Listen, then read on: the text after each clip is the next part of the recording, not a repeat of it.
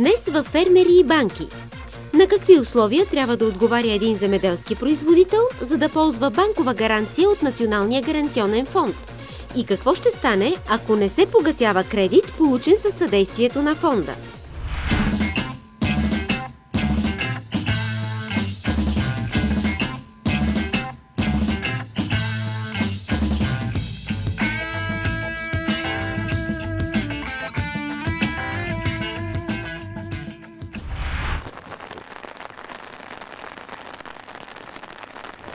Добър ден! Добър ден! Какъв дъжд! Много ми е приятно. Здравейте! Здравейте! Няма лошо време за кравите. Навънка на паша? Няма начин. Трябва да се... Явор Точилов е от село Загражден, близо до Дунава. Той е потомствен фермер с амбиции.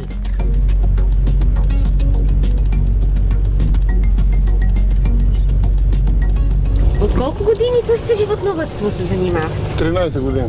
И майка ми, баща ми преди гледаха биволици, след това се унищожи този поминък и започнаха с крави вкъщи. Една-две крави, така започнаха. И така до 200? Така до 200, да. До 200 живота. За да модернизира стопанството си, за първи път в живота си тегли голям кредит. И въпреки дъжда, настоява да ни заведе при машините, които е купил. Как се промени стопанството с новите машини?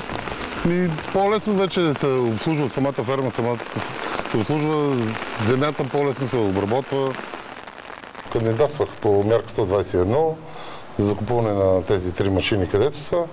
Стойността й беше 470 хиляди лева, 60% субсидия. Одобриха ме.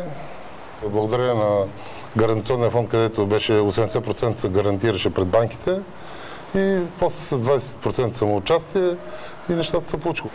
И така.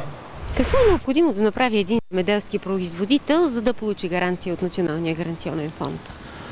Земеделските производители могат да кандидатстват за кредит във всяка една от 14-те банки партньори на фонда или в общо около 1200 клона в цялата страна.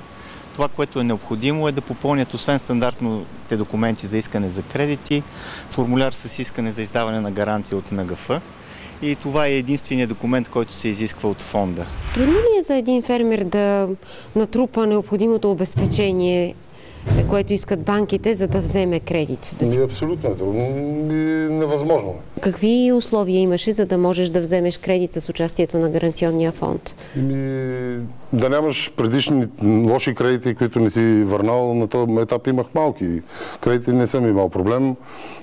От счетоводството искаха ОПР баланс, нали, за предходни години назад. Млечна квота, стопанството да е твое, земя, всичко да е отдолу ваше, друго.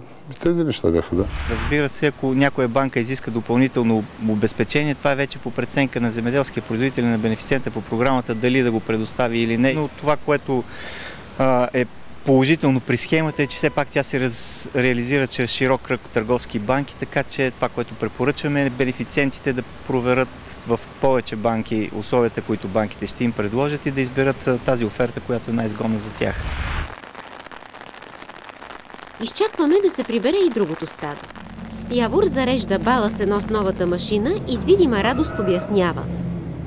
Ето, например, тази бала да мога да се събера фураж за тия крави. По-миналата година, когато бях с старите машини, на мен за стопанство ми трябват 1000 бали рула. Ги събирахме цяло лято и 3-4 човека по трактор и всичко помощ. Тази година с тия новите машини, с този новия трактор, с фадромата, ето за извозването, сам съм си ги окосил, събрал, извозил съм ги и нито и не съм ми усетил, кога съм отишъл, кога съм се прибрал, дали съм се бил изпотил от топ, климатици, всичко ми така си беше. Тъй като Гаранционния фонд е гарант на 80%, да, от твоя кредит, знаеш ли какво следва, ако не дай си Боже, или не ти, а някой друг, изпаднеш в несъстоятелност? Какво се случва? Нямам представа. До момента всички бенефициенти са изрядни. Разбира се, очакваме също така някъде да има затруднения. Разбира се, няма как на сила да се внасят тези вноски, ако някой няма възможност. Разбира се, няма да да ги внася, но това няма да му отмени задължението да си погаси кредита. Де-факто ние, когато платиме на една банка по издадена гаранция, ние ставаме кредитор заедно с банката и съответно цялата сума се дължи в частта, която е непогасена към банката, в частта, която е платена по гаранцията към нас. Разделяме се с Явор, при който работата никога не свършва. И преди да тръгнем, го питам на къде и как ще развива фермата си. Пуснат пак програми по 121 за модернизация за тази ферма, пак както е този гаранционен фонд за една доилна зала. И си готов да кандидатстваш? Да, ще кандидатствам. Защо е по-добре за един земеделски производител да избере схемата с гаранционния фонд? Когато избере схемата с гаранционния фонд, земеделският производител ще получи едни по-атрактивни условия по кредита си. До момента кредитите са при лихви, които са под 7% средно за работата до момента на фонда, като по схемата не се дължат и такси и комисионни, което прави изключително лесно преценката на разходите за земеделските производители. Може ли всеки земеделски производител да кандидатства за финансиране с помощта на гаранционния фонд?